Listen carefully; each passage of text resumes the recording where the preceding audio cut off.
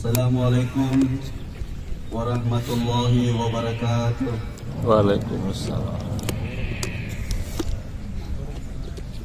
Allahu Akbar, Allahu Akbar, Allahu Akbar, Allahu Akbar, Allahu Akbar, Allahu Akbar, Allahu Akbar, Allahu Akbar, Allahu Akbar, walillahil hamd.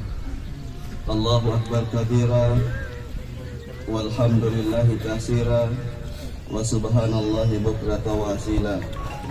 La ilaha illallah wahda, sadaka wahda, wa nasara abada, wa wa'azza jundahu wa zaman ahsaba wahda. La ilaha illallah mukhlisina lahuddin, walau karihal kafirun, walau karihal musyrikun, walau karihal munafiqun. La ilaha illallah wallahu akbar, Allahu akbar, walillahil hamd. Alhamdulillahi rabbil alamin, alladzi khalaqal insana fi ahsani taqwim. Ashhadu an la ilaha illallah wahdahu la syarika lah, iyyahu na'budu wa iyyahu nasta'in, wa ashhadu anna Muhammadan abduhu wa rasuluhu al-mab'us rahmatan lil alamin. Allahumma salli wa sallim wa barik ala hadan nabiyil karim Sayyidina wa maulana Muhammadin wa ala alihi wa sahbihi ajma'in, amma ba'd. Ayuhan nas, ittaqullaha haqqa tuqatih wa la tamutunna illa wa antum muslimun. Sumaqala Allah ta'ala fi kitabihil karim, a'udzu billahi minasy syaithanir rajim. Bismillahirrahmanirrahim. Inna ilaina iyabahum summa inna alaina hisabahum. Wa qala aida ya ayyatuhan nafsul mutmainnatu irji'i ila rabbiki radiyatan mardiyah wadkhuli fi ibadi wadkhuli jannati. Sadaqallahul azim. Allahu akbar, Allahu akbar, Allahu akbar, walillahil hamd. Jamaah rahimakumullah, marilah kita mulai pagi yang cerah ini dengan mengungkapkan syukur kita kepada Allah Subhanahu wa taala. Setiap hari anugerah dan nikmatnya turun kepada kita. Walaupun pada hari yang sama maksiat dan kejahatan kita naik kepadanya. Setiap jam perlindungan dan pemeliharaannya mengayomi kita. Padahal pada jam yang sama kita menentangnya dengan dosa-dosa dan kejelekan kita. Dia telah membawa kita kepada bulan Ramadan, bulan yang penuh berkah dan ampunan, bulan yang di dalamnya ada Lailatul Qadar yang lebih bagus dari 1000 bulan. Sepanjang Ramadan dia menuntun kita untuk melakukan puasa, sholat malam, membaca Al-Quran dan bersedekah di jalan Allah. Dia memberikan kesempatan kepada kita untuk menghapus dosa dan beramal soleh. Akhirnya hari ini dengan kasih sayangnya jua dia mengantarkan kita kepada Idul Fitri, hari Lebaran. Dia gerakkan lidah-lidah kita untuk membesarkan asmanya. Dia karuniakan kepada kita rezeki untuk membayarkan kewajiban zakat kita. Pagi ini dia membawa kita ke tanah lapang ini untuk bersimpu di hadapan kebesarannya, memuji keagungannya dan mensyukuri seluruh nikmatnya. Marilah kita melihat ke kiri dan ke kanan kita. Marilah kita periksa orang-orang yang kita cintai, ayah, bunda, saudara, kekasih, tetangga, sahabat, dan handai tolan. Adakah di antara mereka yang tidak dapat bergantung bersama kita di tempat ini? Adakah di antara mereka yang sudah meninggalkan kita kembali kepada Yang Maha Suci? Kemanakah ayah atau ibu tahun lalu menyambut uluran tangan kita dengan tetesan air mata kasih sayang? Kemanakah kakak atau adik kita yang pada lebaran lalu gelak tertawa, berbagi bahagia bersama kita? Kemanakah tetangga atau sahabat dekat yang dulu pernah memeluk kita dan mengucapkan selamat Hari Raya Idul Fitri? Ya Allah, mereka telah kembali kepadamu. Mereka telah mudik ke kampung yang abadi. Terimalah mereka di sisimu radiyatan mardiyah. Engkau senang menyambut mereka dan mereka senang berjumpa denganmu. Seperti doa Nabi SAW untuk Talha, pemuda yang mencintainya, Sambutlah mereka Rabbana, Engkau tersenyum kepada mereka dan mereka tersenyum kepadamu. Curahkan kasih-Mu kepada ayah bunda kami, saudara kami, sahabat kami. Gabungkan mereka dengan orang-orang yang Engkau anugerahkan kenikmatan kepada mereka, bersama para nabi, siddiqin, syuhada dan solihin. Ya Allah, pagi ini mereka tidak dapat berlebaran bersama kami. Tidak bisa kami ulurkan tangan kami untuk meminta maaf. Tidak bisa kami ajak mereka untuk berbagi bahagia bersama kami. Tidak bisa kami undang mereka untuk berkumpul di rumah kami. Tetapi kami mohon ya Allah, masukkanlah rasa bahagia kepada semua ahli kubur. Harumkanlah kuburan mereka dengan wewangian doa-doa kami. Sampaikan salam kami yang tulus kepada mereka. Salam bagi kalian wahai ahli kubur. Kalian sudah mendahului kami dan insya Allah kami akan segera menyusul kalian. Inna lillahi wa inna ilaihi raji'un. Sesungguhnya kita semua kepunyaan Allah dan kepadanya kita semua kembali. Allahu Akbar, Allahu Akbar, Allahu Akbar, walillahil hamd. Jamaah yang dimuliakan Allah. Menurut laporan para sahabat, dalam solat Id dan solat Jumat, Nabi SAW senang membaca surah Al-A'la dan Al-Ghashiyah. Pada surah Al-A'la dipuji Tuhan orang yang bersakat, kemudian berzikir kepada Allah dan melakukan solat. Qad aflaha man tazakka wa zakara asma rabbih fasalla. Kata sebagian ahli tafsir, ini berkaitan dengan solat Idul Fitri. Pada surah Al-Ghashiyah diceritakan keadaan manusia ketika kembali kepada Allah Subhanahu wa taala. Inna ilaina iyabahum summa inna alaina hisabahum. Kepada kamilah mereka kembali. Kewajiban kamilah untuk memeriksa mereka. Dibacakanlah surah Al-Ghashiyah pada Idul Fitri untuk mengingatkan manusia akan hari ketika mereka mudik kepada Tuhan. Berkumpulnya manusia di tanah lapang harus menyadarkan mereka akan hari ketika mereka diadili Tuhan pada padang mahsyar nanti. Selain pada surah Al-Ghashiyah, berulang kali dalam Al-Quran Allah mengingatkan kita bahwa kepada Allah tempat mudik kita, kepada Allah tempat mudik kalian, kepada Allah tempat mudik mereka semua. Kalimat seperti ini disebut sampai 16 kali dalam Al-Quran. Sudah seminggu ini saudara-saudara kita mudik ke kampung halaman mereka yang sementara, menemui orang-orang yang mereka sayangi dengan membawa beban berat untuk diberikan kepada mereka. Mereka berangkat dengan sukarela, menempuh perjalanan yang jauh dan melelahkan dengan sukacita. Setiap saat kita harus mudik ke kampung halaman yang abadi, menemui Allah yang kita cintai, tetapi dengan membawa beban dosa di atas punggung kita untuk diperiksa dalam timbangan keadilan Allah setiap saat ketika maut menjemput kita. Kita harus pergi dengan terpaksa. Kita akan menempuh perjalanan yang sangat panjang dan mengerikan. Imam Ali Zainal Abidin, cucu Rasulullah SAW berkata, ada 3 saat yang paling menakutkan yang harus dialami oleh anak Adam. Yang pertama saat ketika ia menyaksikan malaikat maut. Yang kedua saat ketika ia dibangun dari alam kuburnya. Yang ketiga saat ia berdiri di hadapan Allah Subhanahu wa taala. Tidak jelas apakah ia akan ke surga atau ke neraka. Itulah perjalanan mudik kita. Stasiun yang pertama adalah kematian. Saat malaikat menjemput kita, di situ mayit dihadapkan kepada kekayaannya. Ia berkata, demi Allah, dahulu aku mengumpulkan kamu dengan rakus dan pelit. Sekarang apa yang kamu berikan kepadaku? Hartanya akan menjawab, husnu minni kafanak. Ambillah dariku kain kafanmu. Kemudian mayit akan dipertemukan dengan seluruh keluarganya. Ia akan memandang mereka, demi Allah, dahulu aku sangat mencintai kalian dan memelihara kalian dengan susah payah.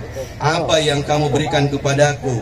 Mereka menjawab, kami akan mengantarkan jenazahmu, kami akan menguburmu. Setelah itu ia melirik kepada amalnya dan berkata, demi Allah, dahulu aku membencimu. Aku melihat kamu sebagai beban yang berat. Apa yang kamu berikan kepadaku? Amalnya berkata, aku akan menjadi sahabatmu dalam kuburmu pada hari kamu dihimpunkan dan sampai pada waktu kita bersama berhadapan dengan Tuhan kamu. Bila yang mati itu adalah pencinta Allah, akan datang menjemputnya seorang yang paling harum baunya, paling indah wajahnya, paling bagus pakaiannya. Ia akan membawa kabar gembira tentang surga di ujung perjalanan. Ketika ditanya siapa dia, penjemput itu berkata, aku amal solehmu. Bila yang mati itu adalah musuh Allah, akan datang menjemputnya seseorang yang paling jelek penampilannya dan paling busuk baunya. Ia membawa kabar yang menakutkan tentang neraka di akhir perjalanan. Siapakah kamu? Tanya mayit itu. Penjemput itu berkata, aku adalah amal kejelekanmu. Allahu Akbar, Allahu Akbar, Allahu Akbar, walillahil hamd. Ya mayit yang dimuliakan Allah, ketika dibaringkan di kuburnya, dia akan bergumam kepada lubang lahatnya, hai rumah yang dipenuhi cacing, hai rumah kesunyian, hai rumah keterasingan, hai rumah kegelapan. Lubang lahatnya akan berkata, inilah yang memang sudah kupersiapkan untukmu. Lalu apa yang telah kau persiapkan untuk pertemuan denganku? Jawablah pertanyaan lubang kubur itu. Apa yang telah kita persiapkan untuk bekal di alam kubur? Pertanyaan itu akan kita dengar nanti, menghantam dada dan mengiris hati nurani kita. Itulah yang bakal kita alami ketika kita mati. Kisah itu adalah kisah nyata yang sudah dialami oleh keluarga, sanak saudara, handai tolan yang sudah mendahului kita.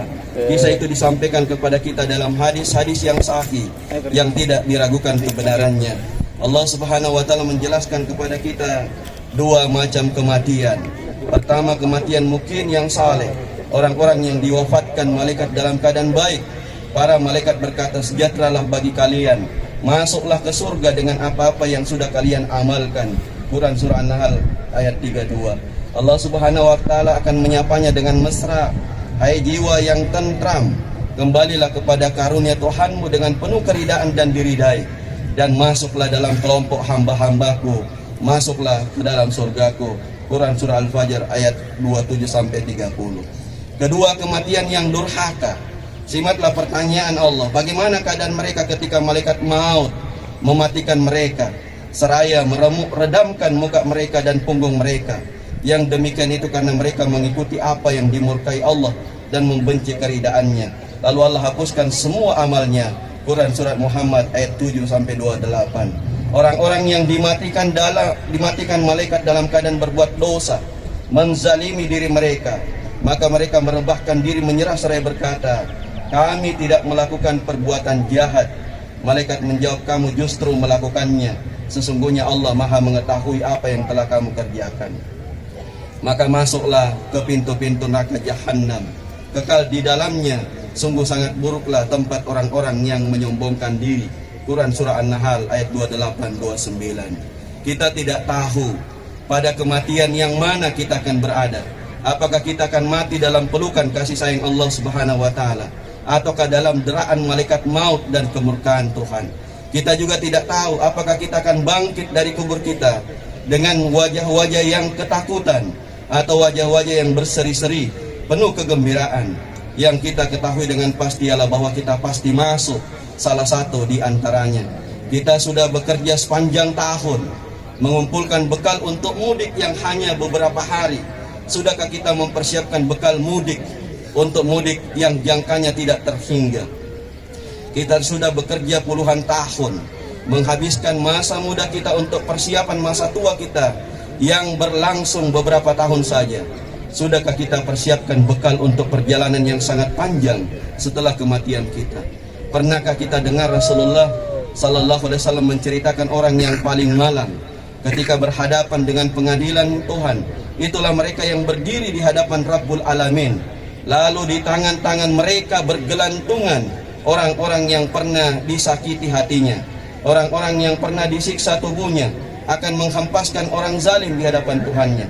Mereka akan mengambil seluruh amal solehnya, sholat, puasa dan hajinya, dan membebankan di atas punggungnya seluruh dosa mereka. Mereka akan menertawakannya ketika malaikat Zabaniyah menyeret ubun-ubunnya dan melemparkannya ke neraka. Ali bin Abi Thalib karamallahu wajhah berkata, bekal yang paling buruk untuk hari kiamat nanti adalah berbuat zalim kepada manusia. Allahu Akbar, Allahu Akbar, Allahu Akbar, walillahil hamd. Jamaah yang dimuliakan Allah, tahukah kita apa bekal yang paling baik buat hari kiamat nanti? Pada suatu hari Rasulullah melewati pekuburan. Beliau menyapa penghuni kubur, hai ahli kubur, tahukah kalian apa yang terjadi sepeninggal kalian? istri-istri kalian sudah dinikahi orang lain, rumah-rumah kalian sudah dibagi-bagikan. Apakah kalian mau menceritakan apa yang kalian alami? Kemudian Rasulullah bersabda, sekiranya mereka bisa menjawab, mereka akan berkata bahwa sebaik-baik bekal adalah takwa.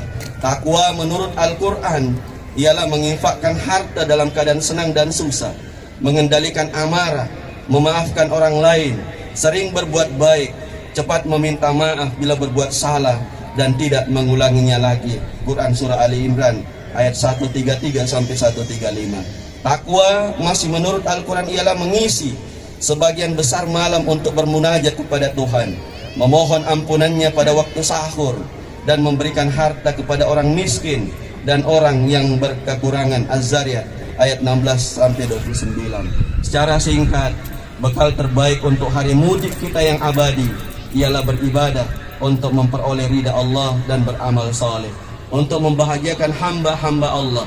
Wa fi zalika falyatanaffas al-mutanaffisun. Untuk yang demikian itulah hendaknya orang berlomba-lomba. Surah Al-Mutaffifin ayat 26. Marilah kita renungkan firman Allah dalam surah Al-Ghashiyah. Dengan nama Allah yang Maha Kasih, Maha Sayang, apakah telah datang kepadamu peristiwa dahsyat yang mengguncang semua?